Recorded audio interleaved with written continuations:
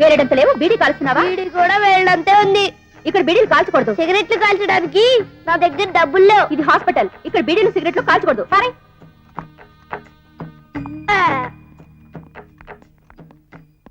అడుగు ఆ పిల్లాడే.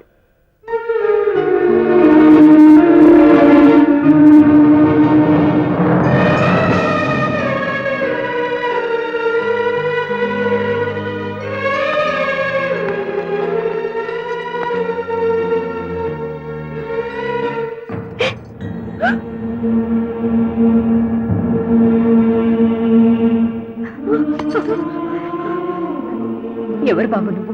తెలీదు. మీ అమ్మ నాన్న? తెలీదు.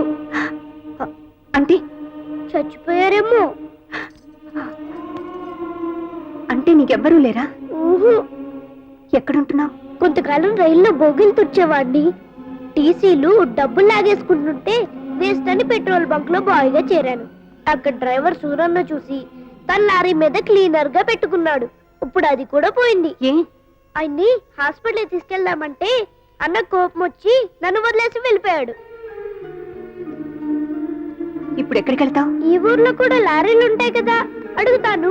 లేదంటే ఏ బస్ స్టాండ్ లోనూ కూలి పని చేసుకుంటా.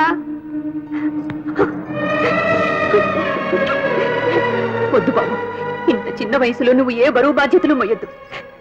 మాతోరా, నీకేం కావాలంటే అది ఇస్తాను. నిజంగా? నిజంగా. అయితే నాకు 2 రూపాయలు ఇస్తావా? దేనికి? ఆకలేస్తోంది. 1 రూపాయి పెట్టి రొట్టె కొనుక్కుంటా, ఇంకో రూపాయి పెట్టి కళ్ళు తాగుతా. కళ్ళు తాగుతావా? తప్పు కదూ.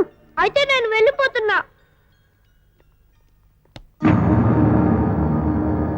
తాగితే తప్పులేదు.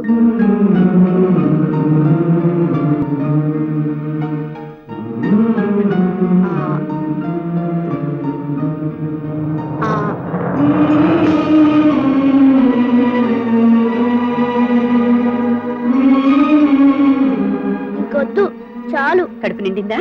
ఎప్పుడూ ఇలా తినలేదు. బాగుంది.